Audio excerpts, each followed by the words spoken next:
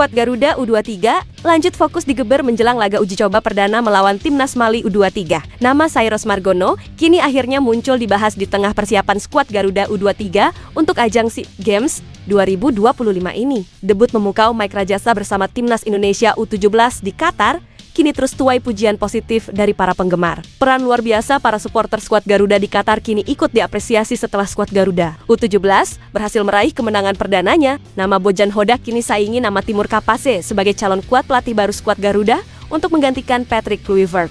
Jadi, Space 11 kini akan coba mengulas informasi selengkapnya di atas sebagai berikut.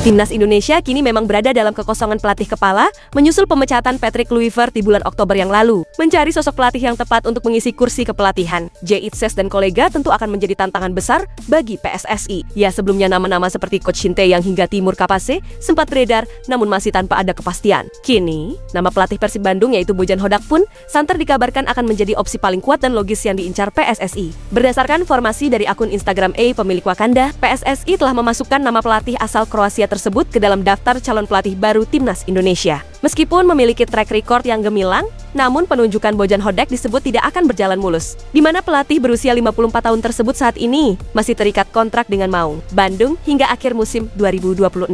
Jika PSSI serius, maka mereka harus siap untuk menempuh jalur negosiasi dan kemungkinan akan membayar biaya kompensasi untuk memutus kontrak sang pelatih dari Persib Bandung. Kegemilangan dan pengalaman yang dimilikinya menjadi pertimbangan utama bagi PSSI untuk menunjuknya memimpin Timnas Indonesia yang membutuhkan pelatih dengan mentalitas juara dan pengetahuan mendalam tentang sepak bola Asia Tenggara.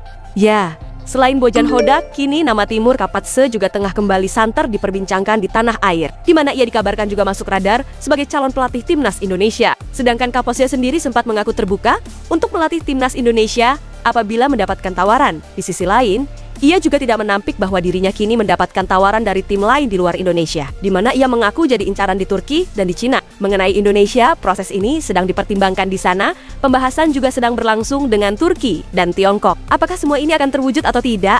Waktu yang akan menjawabnya, ujar sang pelatih.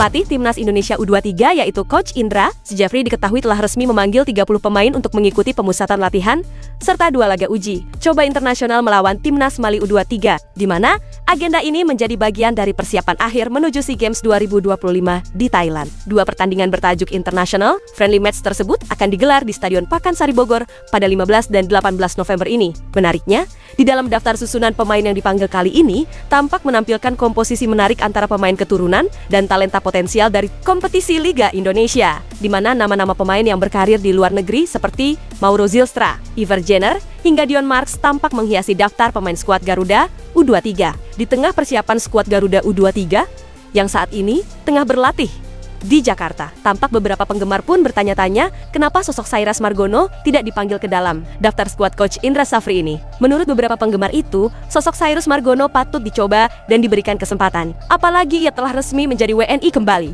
Apalagi jika melihat statistik Margono bersama klubnya di Liga Kosovo tampak cukup menjanjikan. Ya, Cyrus Margono memang merupakan kiper berdarah keturunan Indonesia-Iran yang lahir di New York, Amerika Serikat pada 9 November tahun 2001. Saat ini ia menginjak usia 23 tahun dan sudah resmi berstatus sebagai WNI. Menurut halaman Transfermarkt, kiper dengan postur 191 cm itu dominan kaki kanan dan saat ini memiliki nilai pasar sekitar 2,17 miliar. Kini tidak sedikit yang bertanya-tanya soal tidak dipanggilnya nama Cyrus Margono. Ada yang berharap nama Cyrus Margono bisa diberikan kesempatan meskipun hanya sekali, sebagai pembuktian bahwa sang kiper layak bersaing di skuad Garuda Muda ini.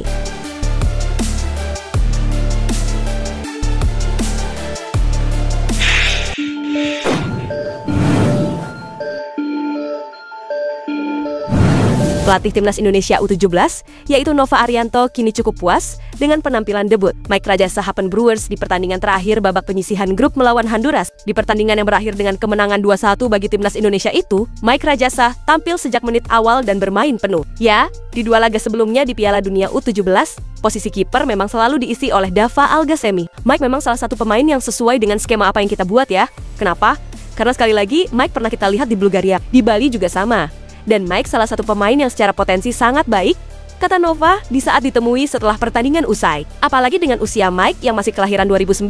Dan kedepannya Mike masih bisa tampil lagi dengan Timnas U17 di Piala Asia dan Piala AFF. Dan harapannya Mike bisa terus berkembang. Dan saya bersyukur Mike hari ini tampil sangat bagus, kata Nova Arianto menjelaskan. Ya, namun sayangnya kemenangan atas Honduras harus dibayar dengan cedera yang menimpa bek Putu Panji di saat berduel udara. Di pertandingan sebelumnya melawan Brasil, Kapten Timnas Indonesia U17 itu juga sempat mengalami masalah menjelang laga selesai. Saat ini, saya belum terupdate lagi mengenai kondisi Panji. Tetapi memang Panji setelah sebelumnya kita lawan Brasil memang ada benturan di kepala, dan tadi terjadi lagi saat dia melakukan heading di babak kedua. Tadi menjadi ada sedikit pusing, tutur Nova sambil menjelaskan bahwa sang pemain masih menjalani observasi medis. Ya, Timnas Indonesia U17 di atas kertas memang masih memiliki peluang, namun sangat tipis untuk dapat lolos ke 32 besar. Sebab saat ini, Timnas Indonesia U17 berada di posisi ke-9 klasemen, peringkat ketiga terbaik dengan 3 poin dan selisih memasukkan minus 5 gol. Timnas Indonesia berpeluang lolos jika Arab Saudi kalah 0-6 dari Mali di pertandingan terakhir grup lebar, atau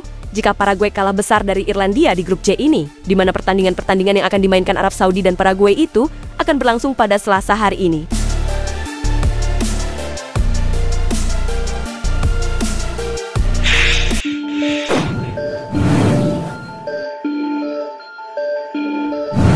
Sebuah rekor baru saja dipecahkan oleh Timnas Indonesia U17 dengan meraih kemenangan perdana di sepanjang sejarah keikutsertaan di Piala Dunia U17, di mana skuad Garuda Muda mengalahkan Honduras di laga terakhir babak penyisihan grup di Piala Dunia U17 2025 ini. Bermain di lapangan To Aspire Zone Doha, Qatar, Timnas Indonesia U17 menang 2-1 atas Honduras U17, di mana hal ini adalah kemenangan perdana Timnas Indonesia di segala level usia di ajang Piala Dunia. Gol kemenangan Timnas Indonesia U17 ditentukan oleh eksekusi penalti Evandra Florasta dan gol cantik Fadli Alberto. Ya, Timnas Indonesia U17 pun mengakhiri fase grup ini dengan menduduki posisi ketiga di klasemen, di mana tim asuhan Nova Arianto mengoleksi 3 poin dari 3 laga. Kepastian apakah Timnas Indonesia U17 untuk lolos ke babak ke-32 besar, peringkat ketiga terbaik masih harus menunggu hasil di grup lain. Di sini Nova Arianto pun mengakui bahwa kehadiran supporter Timnas Indonesia yang datang dan menyaksikan langsung di lapangan punya peran sangat penting, di mana ia menganggap keberadaan ratusan supporter tim Merah Putih yang bernyanyi, meneriakkan semangat,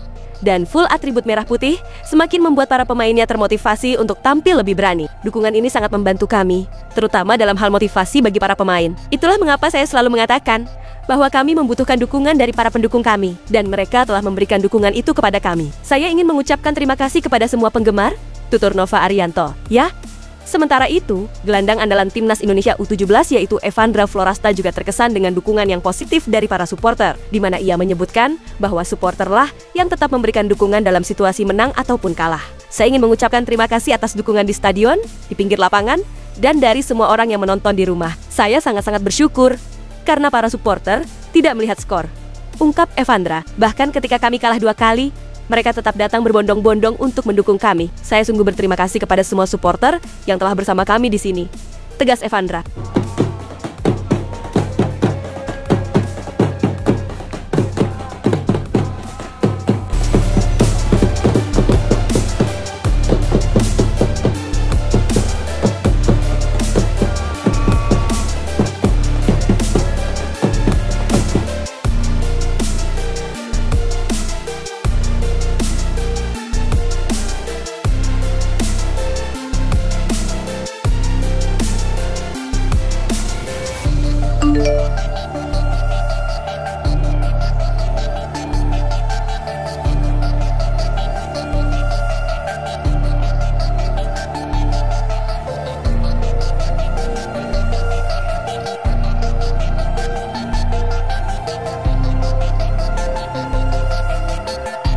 Itulah ulasan terkini hangat dan menarik yang dapat kami sajikan hari ini. Jangan lupa, dukung terus tim Merah Putih di channel ini, dan salam olahraga.